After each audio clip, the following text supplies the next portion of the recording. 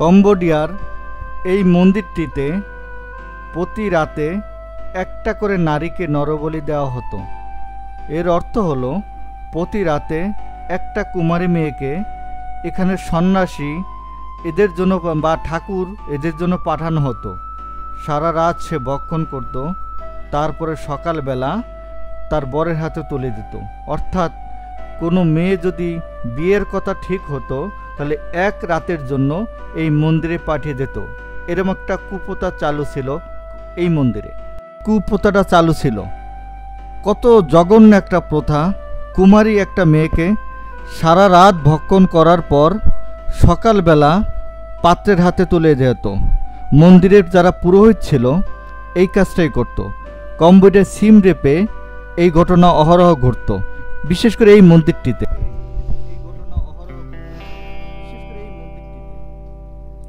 আমরা এখন এসেছি কম্বোডিয়া একটা রাস্তার পাশে দোকানে, মানে আমাদের দেশের মতো ফুটপাত যেমন আছে না, কম্বোডিয়া এটা ফুটপাত।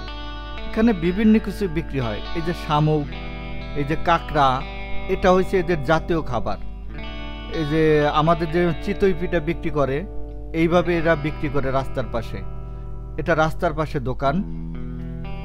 আমরা এখন এখানে চলে যাচ্ছি। আমাদের দেশের মতো আমরা বিক্রি করে এখানে, আমরা, পেয়ারা, বিভিন্ন ফল এরা খেয়ে থাকে। সুস্বাদু খাবার, এটা দেশের ঐতিহ্য খাবার। রাস্তার পাশে চলে যাচ্ছি এখন। এদিকে ক্যামেরা প্যান।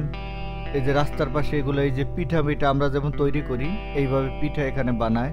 এটা একটা ফুটপাত, নমপেনের ফুটপাত বলতে পারেন। নমপেনের এটা ফুটপাত। এখানে সব কিছু বিক্রি করা হয়। মহিলারা দোকানদারি করে।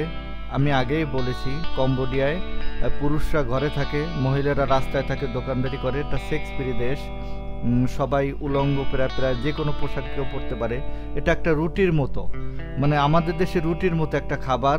কি খাবার জানি সেটা বলতে পারবো না। এই যে ফুটপাত দিয়ে চলছি। আমাদের দেশে এই যে পিজা টিজা যে আমাদের বানায় না রাস্তার পাশে, এইভাবে পানিটা নিয়ে এভাবে বিক্রি হয়। কম্বোডিয়া তো উন্নত দেশ না, কিন্তু ওদের রুচি ইউরোপের মতো উন্নত। এই যে ডিম, এটা বড় কিসের ডিম জানি, রাজাহাঁস জাতীয় একটা ডিম। এটা সিদ্ধ করে বিক্রি করা হয়। আমাদের দেশে যেমন ডিম বিক্রি করে, এদেশে এরকম ডিম বিক্রি করে।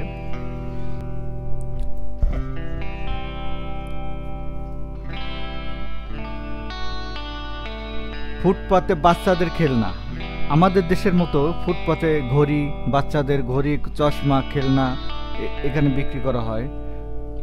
পুরো বাংলাদেশের মতো বলতে পারেন, কিন্তু আমাদের দেশে উন্নত দেশ, টাকার মান খুব। ওদের বুথ থেকে ডলার বের হয়। ওরা বললাম না কুকুর, রাস্তাঘাটে কুকুর নিয়ে হাঁটেন। এটা নমপেনের রাস্তা, রাজধানীর রাস্তা, কুকুর নিয়ে হাঁটে। এটা সাধারণত থাইল্যান্ড এদের পাশে। থাইল্যান্ড, ভিয়েতনাম, কম্বোডিয়া, লাওস, এটা বৌদ্ধ অধ্যুষিত দেশ। এখানে বৌদ্ধের সংখ্যা বেশি, তাই এদেরকে কালচারটা ভিন্ন। আর এদের কালচার ইউরোপের মতো, দরিদ্র হলে ইউরোপের মতো। আমরা এখন চলে আসছি একটা লাশের কাছে। এই একটা লাশ, 2 দিন যাবত এই লাশটা পড়ে আছে।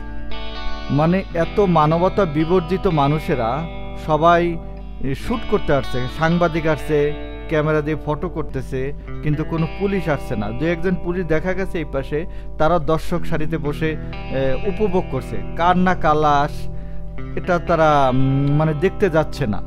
আমাদের দেশে যদি একটা লাশ পড়ে থাকতো, পুলিশ এসে তুলতো, এনকোয়ারি হতো, লাশের শনাক্ত হতো, কিন্তু এদেশে এগুলো হয় না। কত মানবতা বিবর্জিত একটা জাতি এরা। এর মরণের দুঃখ নাই। জীবন যখন এসছে, মরণ একদিন হবে, কিন্তু মরণটা যদি এর নির্মম হয়, এরকম নির্মম মৃত্যু কেউ পাশে নেই, কেউ দেখার নাই।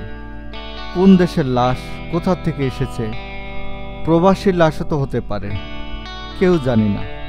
কি নির্মম মৃত্যু, কেউ শনাক্ত করছে না। একটু পরে দেখা যাবে লাশটা ভেসে যাবে। মানুষের কর্মচঞ্চল জীবন চলছে, বসে নেই, সবাই উপভোগ করছে, কিন্তু কারো মায়ের কোল তো খালি হলো। কারো মায়ের সন্তান, হয়তোবা যদি বিয়ে করে থাকে কোনো নারীর স্বামী, কোনো সন্তানের বাবা, তারা হারিয়ে ফেলছে আজ, কিন্তু কেউ আক্ষেপ করছে না, হাসছে, সবাই ভিডিও করছে, খাবার দাবার করছে। এই পাশেই আমি তো দেখলাম, এই যে রাস্তার পাশেই, এই যে মার্কেট পাশেই খালে লাশটা ভাসছে। কি নির্মম জাতি এরা। সাংবাদিক আসছে, ভিডিও করছে, নিউজ করছে, 2 দিন যাবত লাশটা এখানে পড়ে আছে। আমি আজকে আসছি, আসার পরে দেখলাম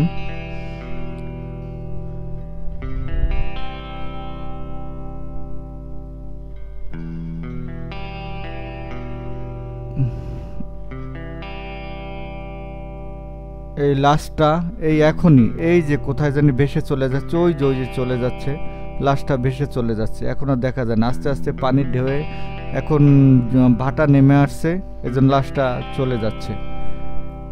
পুলিশ দর্শক সারিতে বসে আছে, পুলিশও দেখছে, উপভোগ করছে, কিন্তু আমাদের দেশের মতো না ওরা। আমাদের দেশে মানবতা আছে।